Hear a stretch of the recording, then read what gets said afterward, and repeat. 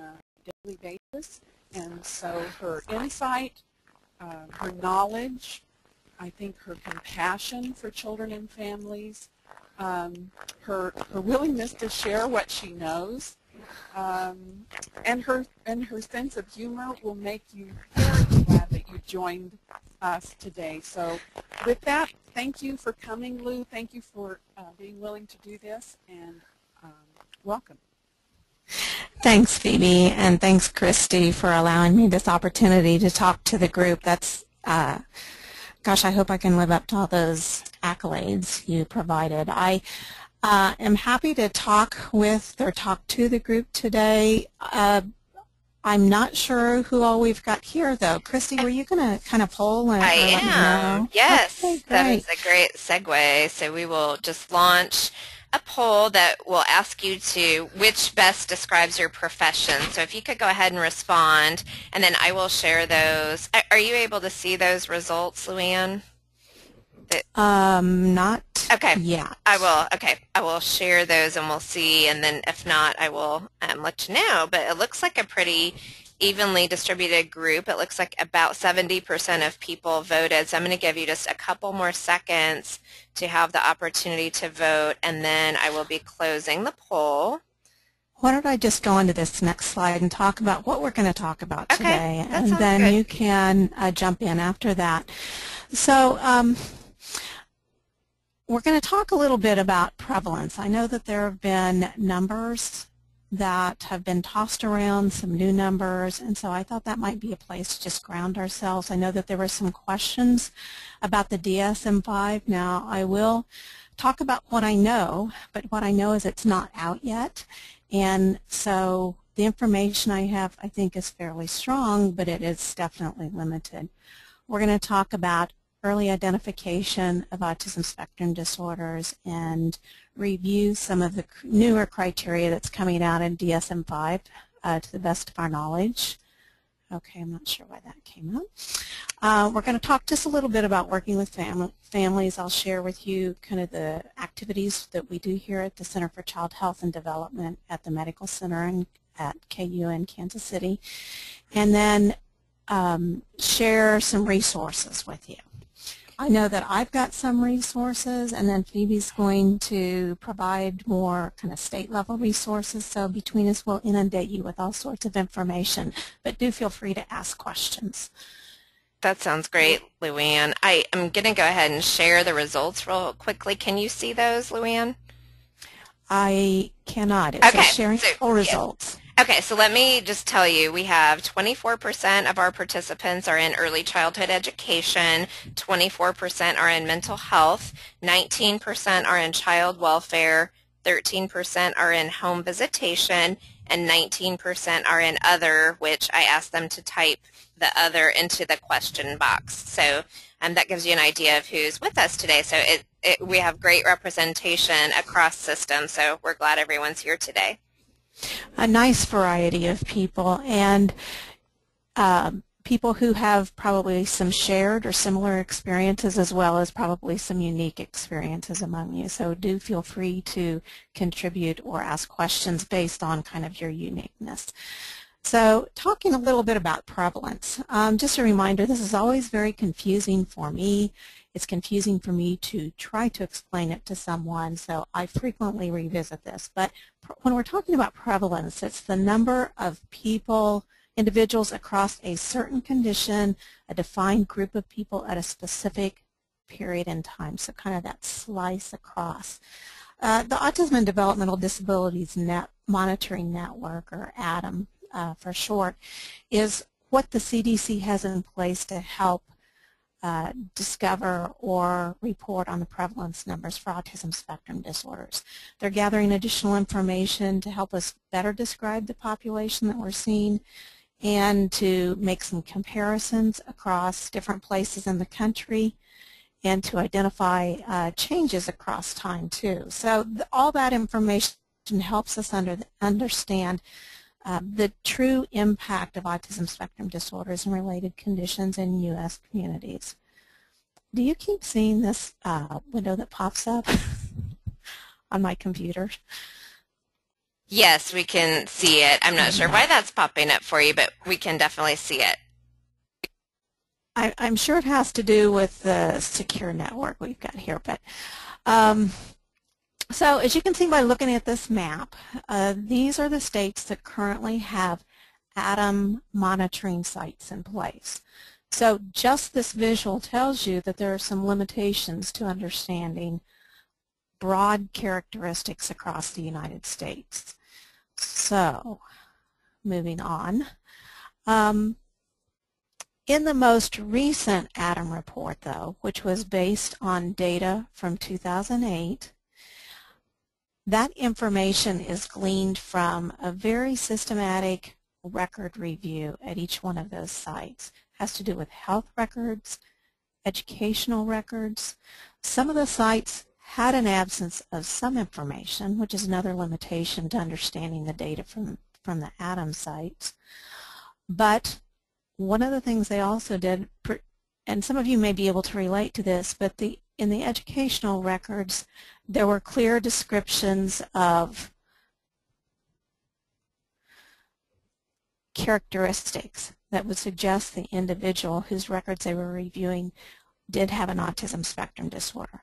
So if there were enough clear characteristics, they regarded that individual as having autism spectrum disorder, although, for example, the IEP did not have an eligibility category of autism listed. So that's a little bit about those descriptives. What we learned was that more children were diagnosed earlier than the last time, and the most current data indicates that 5 times as many boys, or about 1 in 54, children had autism spectrum disorders compared to girls. And then the largest increases over time from the last ATOM data that was gathered, we saw increases in identification among Hispanic and Black children. An interesting characteristic is that 62% of the people whose records were reviewed did not have an intellectual disability, and that's important to know. I think that Christy asked me a question before we got started about what we know about the long-term outcomes of individuals, and there do seem to be some subgroups that we're learning more about, and one of the strongest indicators is the early identification that there are not significant delays in intellect or problem solving and thinking. So I think it's promising that a high percentage of the individuals or the children identified in the ATOM network did not have that intellectual disability in place. Now, another limitation of this ATOM data is the prevalence for Asperger's disorder was lacking. There was no prevalence listed for pervasive developmental disorder not otherwise specified. And there were a few references to childhood disintegrative disorder, but that data was limited and appears to be pretty rare and much less common than autistic disorder.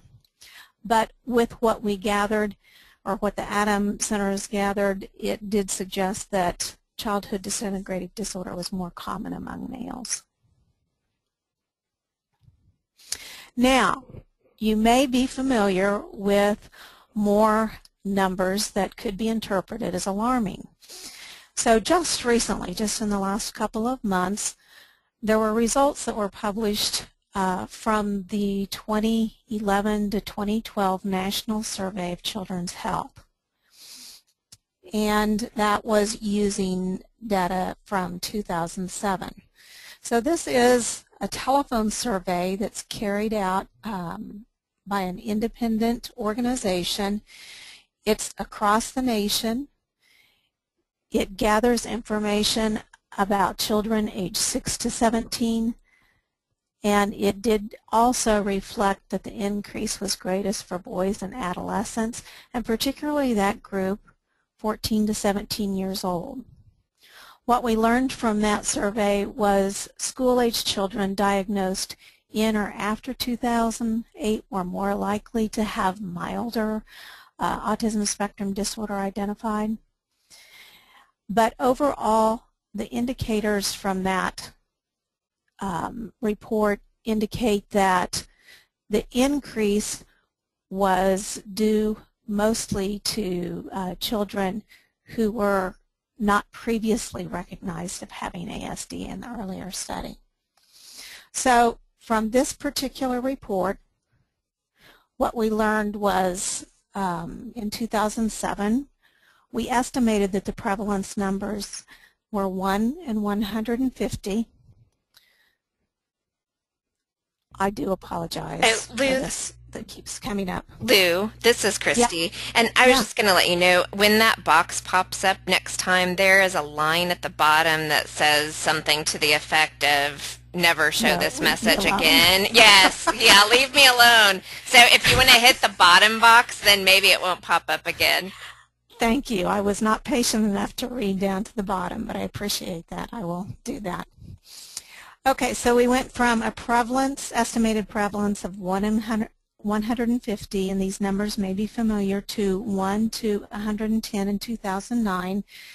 And then the most recent one turns out to be approximately 1 in 50. So those numbers do seem alarming. Now, what's important to know is this information is useful. We need to regard it. It's reported, but we're not comparing. There, we'll see if that worked. We're not comparing apples to apples. We're kind of comparing oranges to oranges. So we're not discounting this information, but it certainly invites us to be more specific and explore further, but be mindful of what we're learning. So the DSM-5, there's been so much conversation about this. It's due to be released in several weeks. It's been quite the endeavor to undergo the revision. Across this 14 years, we continue to get notices. It's coming. It's going to be out. We're taking comments. We're closing comments. We're reopening comments. There's been a work group that's been assigned to go through all of this. There have been advisors to the work group, so it's been quite a process. And autism spectrum disorders is certainly one of the most talked about topics of change that's going to occur in the DSM-5. There are criticisms. However, we've experienced difficulties using the current diagnostic and statistical manual, primarily because as we know the spectrum disorders now, that is autistic disorder, Asperger's disorder, and pervasive developmental disorder not otherwise specified. Some people include childhood disintegrative disorder in that group as well. That has more frequently been separated. But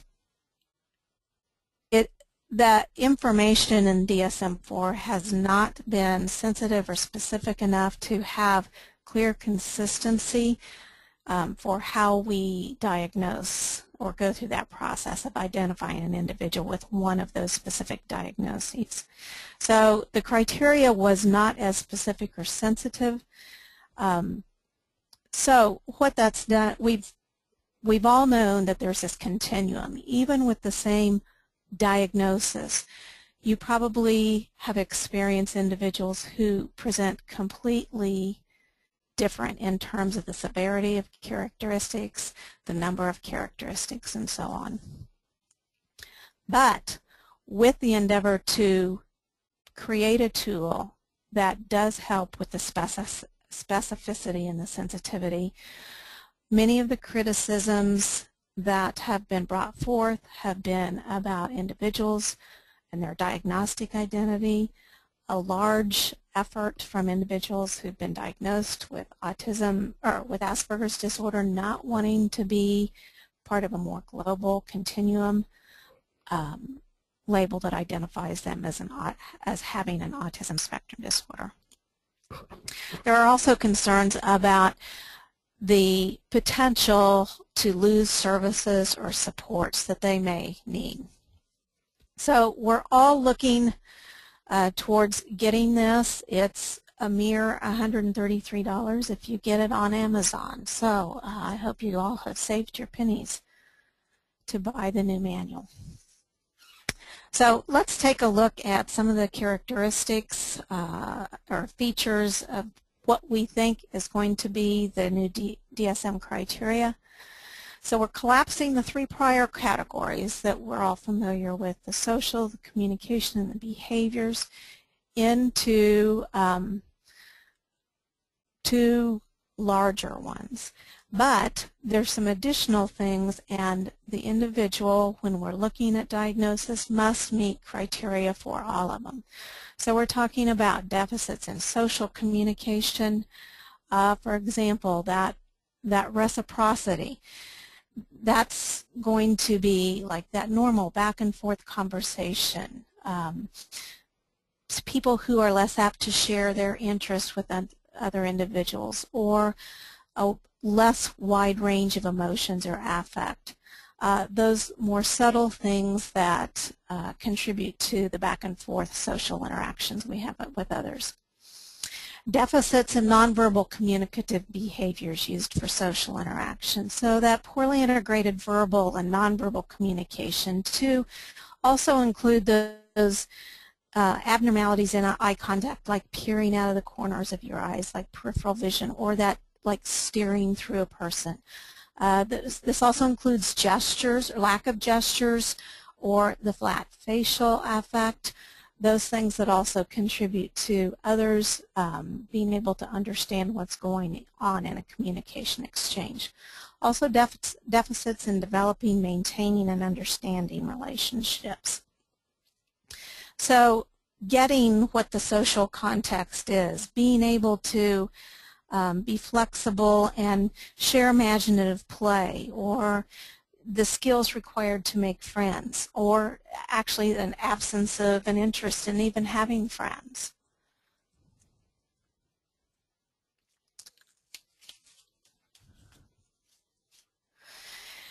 The second section are the restrictive, repetitive patterns of behavior. So we've talked about the social communication.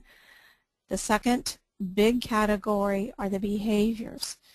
So this still includes the stereotyped or repetitive motor movements, or how individuals use objects. So we're still looking at those, the pacing, the rocking, the hand flapping with that, but also categorizing, lining up toys, flipping things. Also, we're going to capture here the speech stereotypies. So the echoing, either delayed or immediate, and that use of idiosyncratic or atypical language or phrases. The second one is insisted on sameness, that apparent inflexible adherence to routines. Any rituals, either behaviorally, verbal or nonverbal behavior.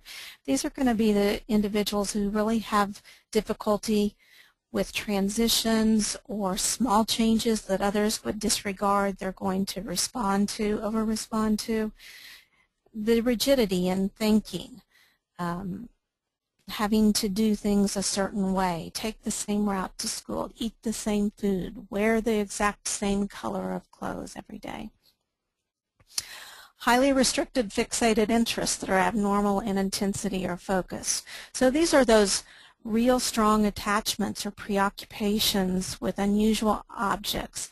I actually, just right before I got on the webinar this morning, was working with a family whose son had an intense interest in the characteristics of the candidates of the most recent election, and continues to talk on and on about why people should vote for the particular candidate of his choice.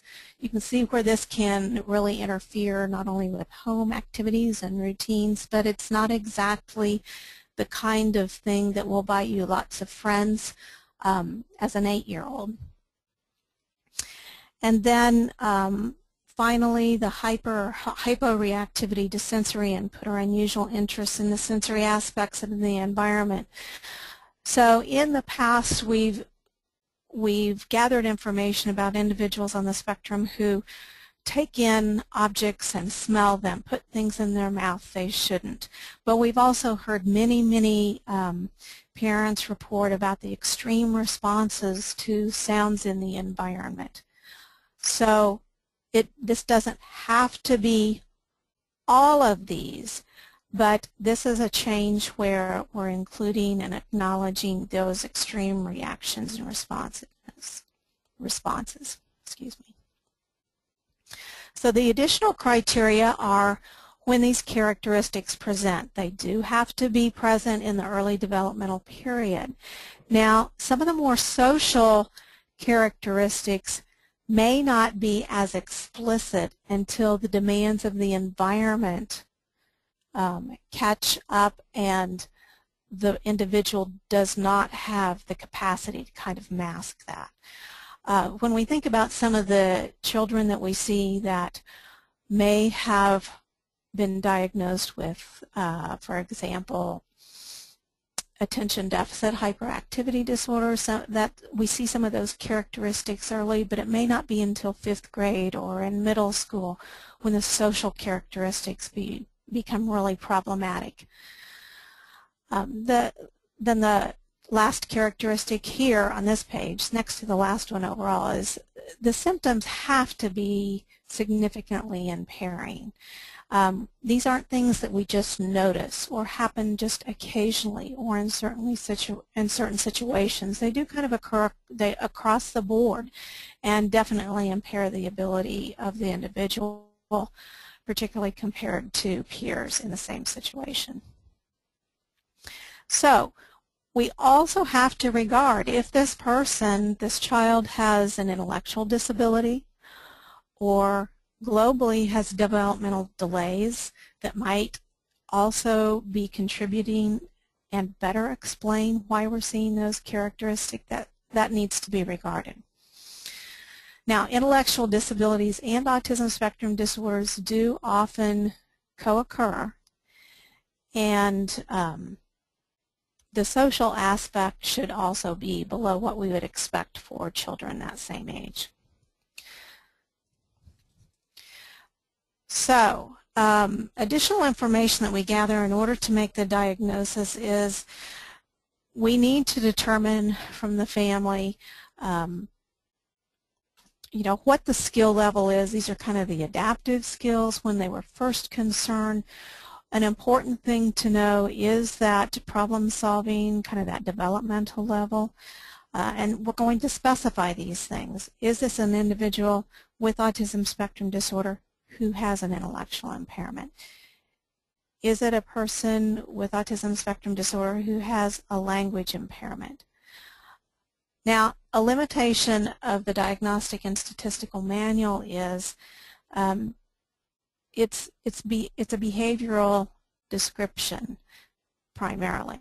So this is a strong criticism of the DSM and why we wouldn't want to use it exclusively when we're trying to go through this diagnostic process. We have to regard the medical component. That's why we ask about family history, any genetic contributions, and what particular situation from an environmental perspective may also have contributed to this situation. We get a lot of questions about individuals who have a difficult early start in life, either from a birth perspective or in situations where there's been some amount of deprivation for a variety of instances.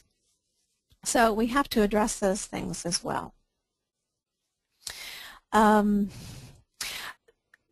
spectrum disorder characteristics can be associated with other kinds of neurodevelopmental, mental, or behavioral disorders. It's not uncommon for an individual to come into our center and have even 3, 4 psychiatric diagnoses, depending upon kind of where they've started on that path, how early that started, where in the state they were. and they have some of these same kinds of characteristics. This is not an easy thing to figure out. Sometimes it's actually quite complicated.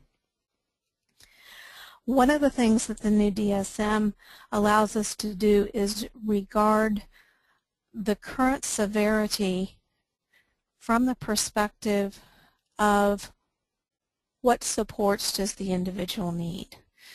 We get the question all the time, is this mild?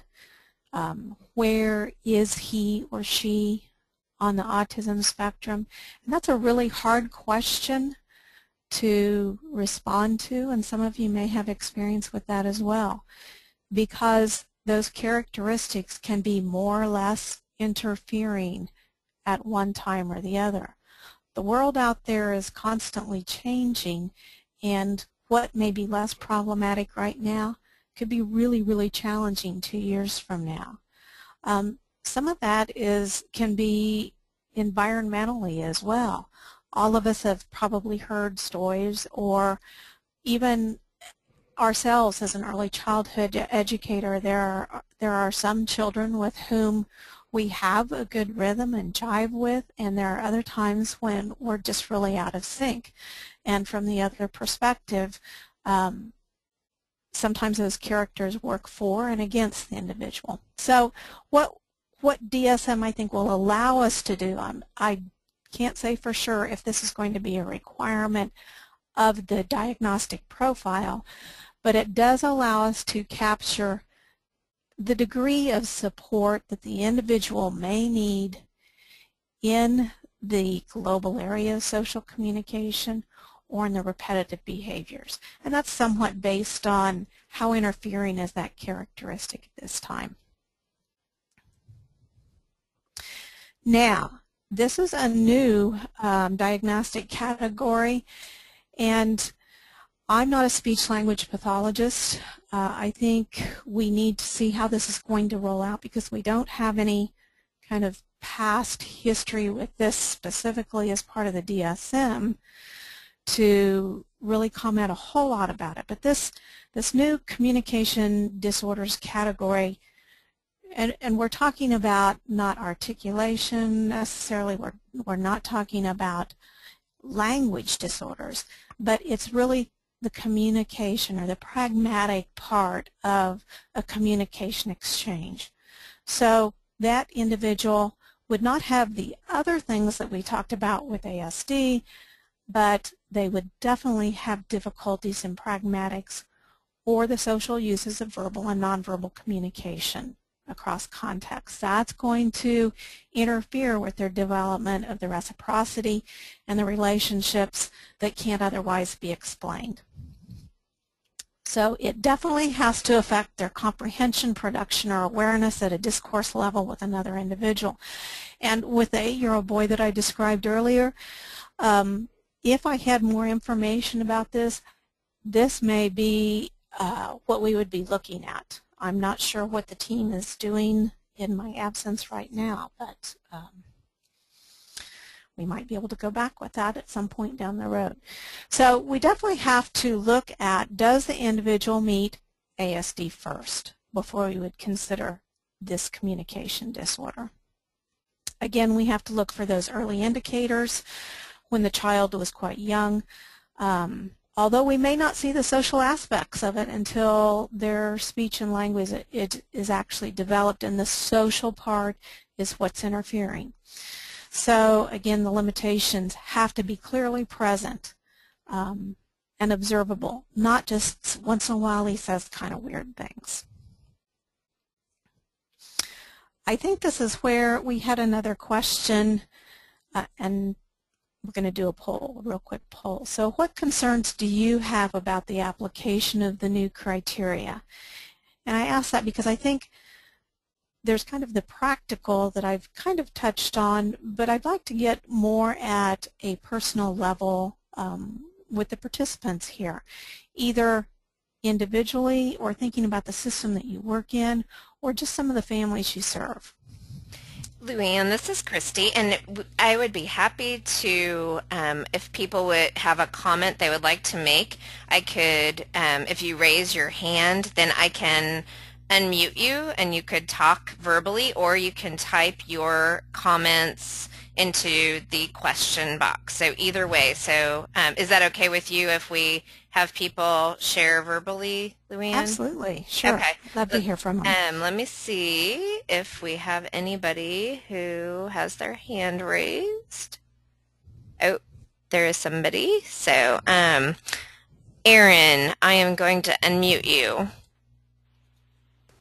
Are you there, Aaron? Aaron? Aaron, are you shy? Or maybe she raised her hand by accident. We'll give you one more chance, and then I'm going to look for someone else. Are you there, Aaron? Okay, so I muted Aaron again. Let's see. Oh, okay, so Jana has her hand raised. So Jana, you're now unmuted. Hi, Jana.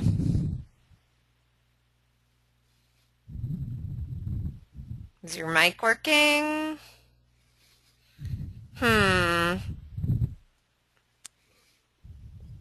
Jana? Maybe no one has concerns. Oh, she put her hand down. Okay, so let's see. Okay, Catherine. I'm unmuting you, Catherine Mick. Are you there? I hope our Catherine is one of our former Lynn trainees, so I'll bet she doesn't have concerns. Well, maybe I can just talk about some of the things I've heard about. There's this fear that we're going to remove a former diagnosis that somebody may have gotten. Certainly, that's not, from a diagnostic team perspective, that wouldn't be our intent. We are not like inviting people back to go through that whole process again from our perspective, and I think we would see this in other kind of diagnostic categories. Because the rust has advanced, depending upon what it is, really I don't know that there's any reason to revisit or re-diagnose unless there's something that's creating a barrier for you. Some people have talked about the fear of not being able to access services, or that they may be required to be reevaluated to determine if they continue to meet eligibility criteria. Okay. Luann, yeah, we did have some questions come in, and I think that what you just reflected really probably addresses this question, but if you had anything to add about how this will affect the children currently diagnosed with Asperger's. Okay. Well, I think that it depends on the team that they're in from an educational system perspective. Assuming that this is an individual who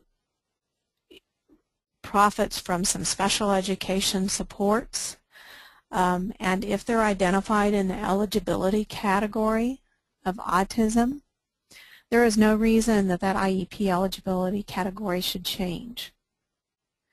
They would still meet, most likely, the criteria for an autism spectrum disorder. Now, we saw this shift, I'm going to say 8 or 9 years ago. It took a while for many school districts to understand that if an individual had Asperger's disorder, they were still regarded as being on the spectrum. And although we didn't have an eligibility category of Asperger's disorder, they should still be served within the framework using the perspective of an autism spectrum disorder. Okay. I think that from where I am, it's easy for me to say, and I'll own up to this, that I don't get real concerned about this because I think we've always been charged with finding the supports that the individual needs to make them successful, regardless of what the eligibility category is in. So I don't see this as being any different. If somebody received social skills supports and their eligibility category was autism, and somebody with similar characteristics now would have this social communication disorder, they're still going to need social skills supports, most likely. Okay, and so go ahead. I'm sorry, Luann. I think that kind of goes into the next question. Someone asked if social communication disorder is replacing Asperger's. No. That's not the way the information has been described to me. The prior identifiers of individuals on the spectrum within those mostly 3 diagnostic label categories are all going to be considered as being autism spectrum disorder. There's something different about the social pragmatic communication disorder. I can't put my finger on exactly what it's going to look like. As I said, I think it needs to play out a little bit more. The fixated interests may be the distinguishing feature. And I think that we're going to see lots of kind of cross-pollination, which is a challenge to really understanding the sensitivity of the new criteria. No, it's not taking Asperger's out. Okay, great. Thank you. And then Catherine's question was, what types of tests will be used and will they remain the same? They will remain the same.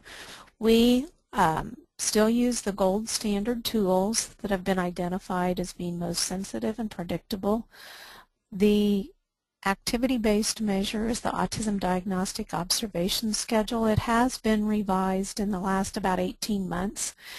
And interestingly enough, the way they've categorized those indicators within the second edition align quite nicely with the DSM-5. I think that was intentional. The other measures that we used are the Childhood Autism Rating Scale and the Autism Diagnostic Interview revised. Again, in some comparison studies evaluating individuals with old criteria, side-by-side new criteria, people are not dropping out with the new criteria. I don't have specific research references to that within today's information. If somebody is interested in those, they're happy to email me. I've got a couple that I can refer you to. But all in all, it's kind of dependent upon what teams you saw, who was making the diagnosis that was really clearly identifying who was calling it spectrum versus or autistic disorder versus Asperger's disorder versus pervasive developmental disorder not otherwise specified. The evaluation tools are the same though. Great, so I'm going to move on if that's okay, Christy. Okay, we do have a couple of other questions. Hopefully we'll have time for those at the end. Okay, well if you want to go ahead and shoot them out now, that's fine. Okay, so one person asked what the biggest area of concern is that you have regarding the DSM-5 criteria.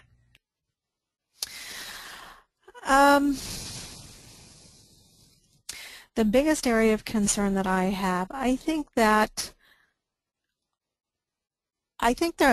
we're going to have to make this transition slower than what all of us within these systems would like for it to take place. Just because of the multiple factors, I don't think it's going to be so much the families and the teams. I think it's going to be reimbursement. I think it's going to be the peripheral systems that are in place, whether it's education, whether it's a community developmental disability organization. We've got lots of early intervention networks across Kansas. We've got our early childhood school settings that are in place. So we've got kind of all these stakeholders that have similar concerns but have kind of a system machine that operates differently. So I think it's going to take us a while for us to all be on the same page. If I were to be really specific, I've tried to think about this. Like an example for me would be how does an IEP team really formulate an effective support educational plan for an individual who has a social, pragmatic, social communication disorder. I think about the caseloads of speech-language pathologists, and I think that we're going to have to kind of wrap our head around that and figure out how that's going to look, who's going to pick up on that aspect of it. Certainly they need to be involved. I don't think they have to bear the load. I don't think it means that their caseload should automatically go up.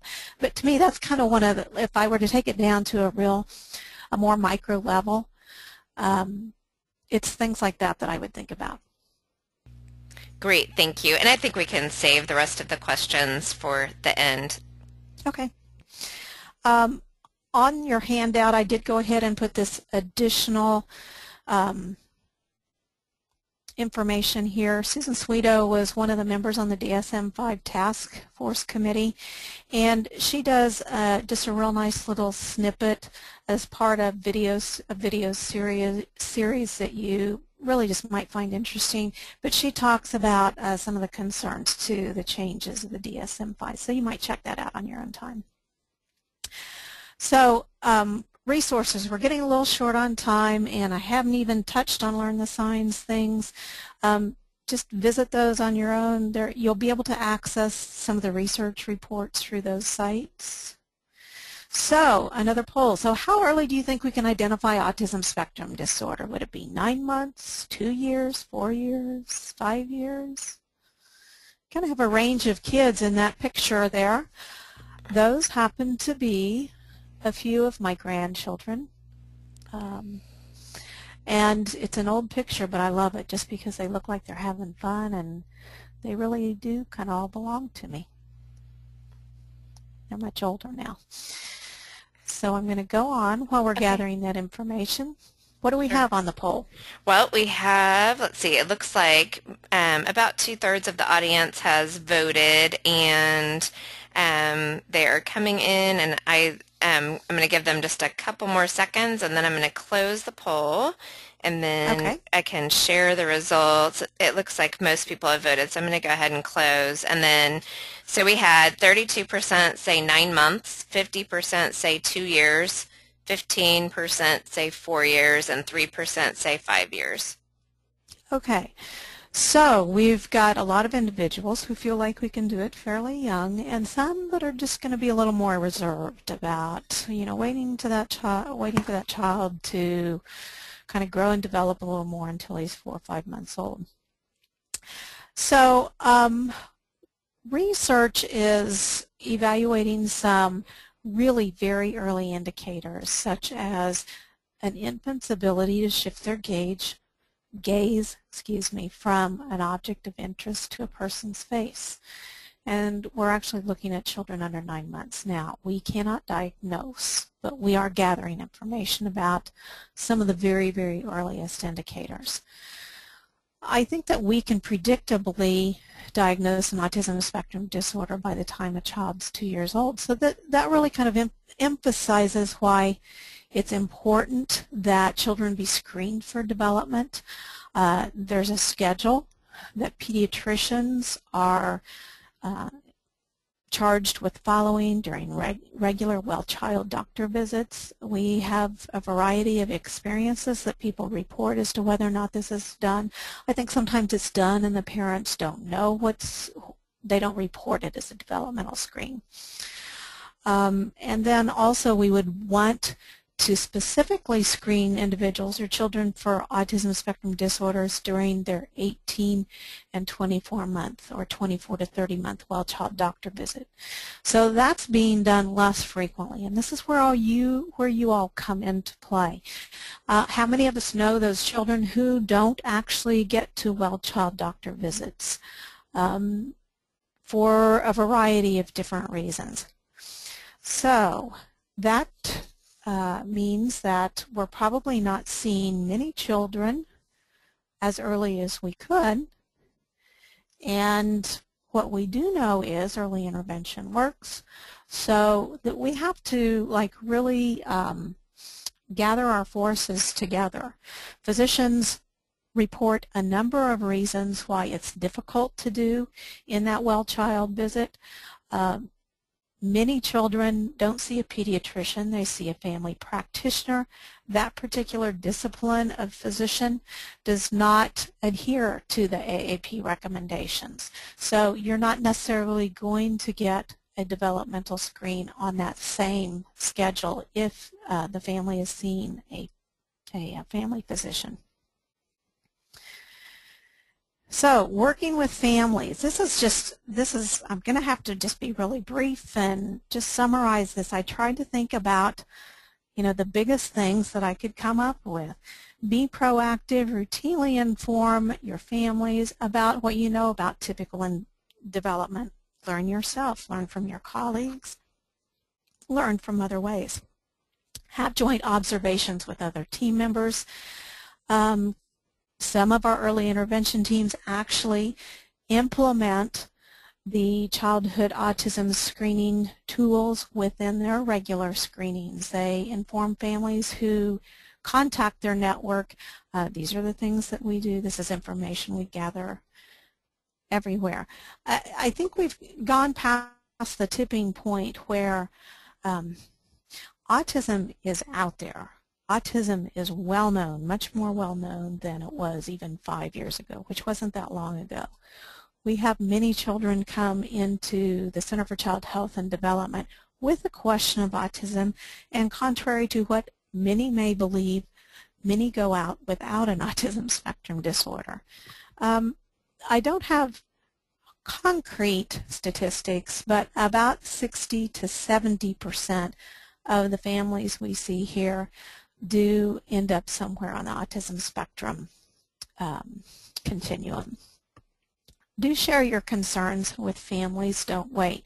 We often hear families who say, so-and-so said they wondered, but they never said anything to me.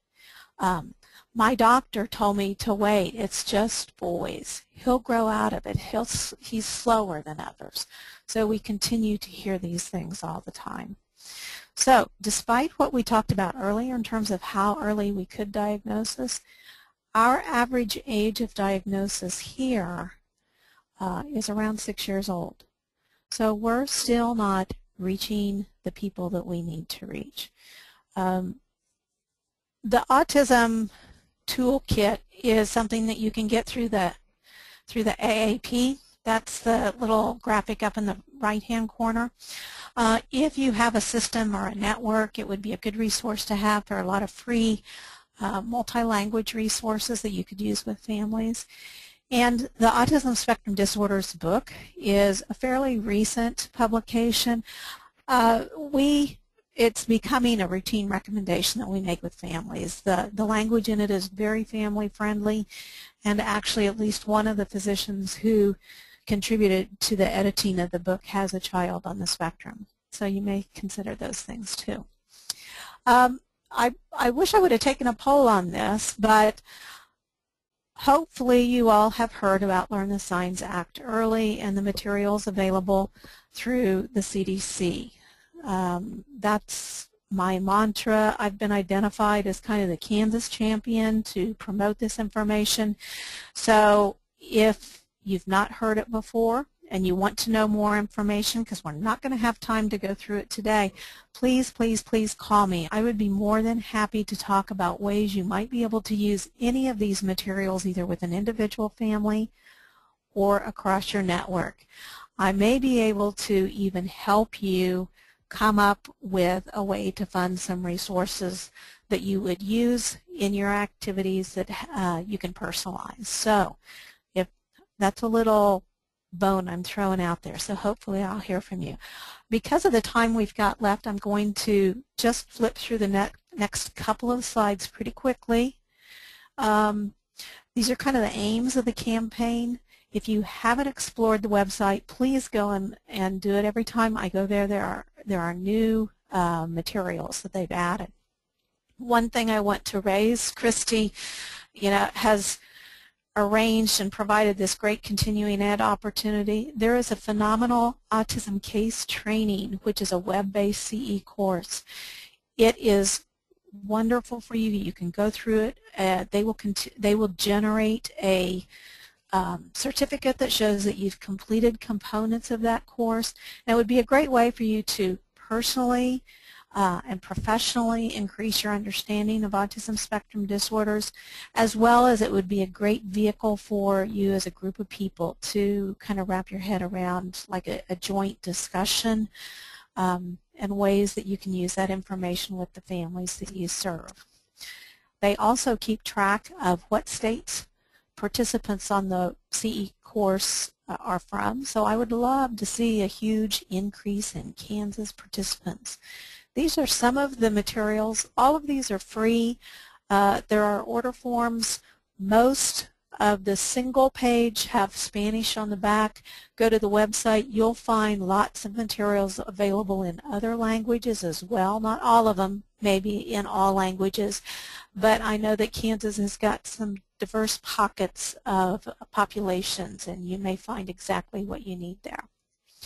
So I'm going to flip on through here. It's not all about autism. This is about helping people understand kind of what we expect in development. And there's a strong emphasis on the social emotional aspects of development. It's not just learning to walk and talk. So very family friendly. And this is a curriculum that was actually created by Dr. Georgina Peacock, who used to be a developmental pediatrician here at KU. Many of you may know her. So you can be assured that it is quality work. There are tons and tons of video clips in the library that accompanies the case training, and these are the components of the modules that are included. So we don't have time for a full case, but Joseph is a youngster, and kind of based on what we've talked about today, we're going to try to show just a brief clip. I understand the transmission is a little slow. I assure you the quality of these clips is excellent, and as much as anything I wanted you to see an example of just one of the things that you would be able to access in the ACT curriculum.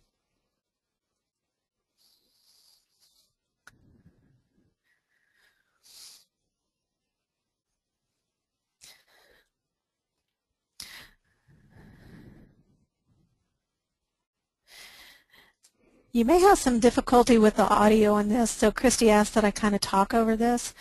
Mom's ready to get Joseph out of the house. She gave him a nice cue, time to get your jacket on.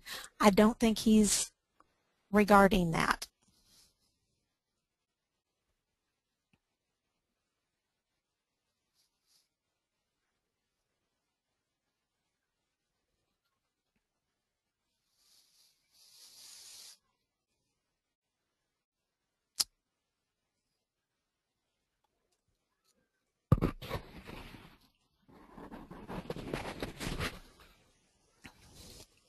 Mom's trying real hard to help with this transition. So's the sister.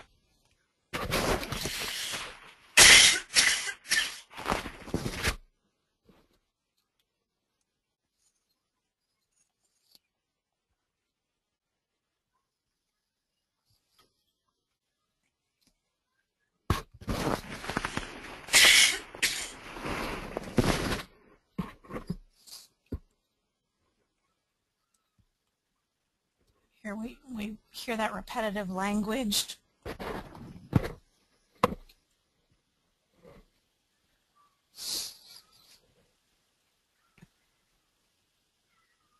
So this creates quite the ordeal, getting the child out the door just to go to school.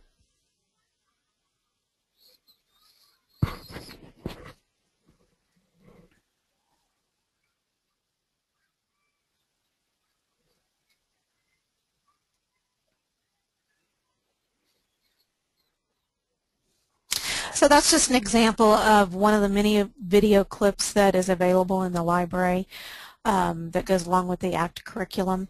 So that tells you how to get your continuing education. I'm sorry, Phoebe, I probably took away too much of your time, but I'm going to turn it over to you right now.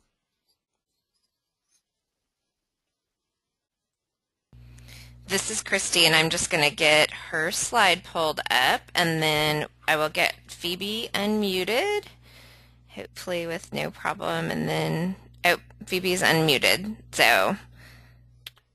Yeah, thank you so much. I just want to echo everything Lou said about making sure we have the information we need so that we can talk with parents about any concerns we might have that their child is exhibiting characteristics that could be on the autism spectrum. So I just want to let anybody know who's working with kids in Kansas that on our KIDS website we have a technical assistance packet that we developed, an online training packet that we've created with our colleagues from the TASN, Autism and Tertiary Behavior Supports Project, which was known as KISSN.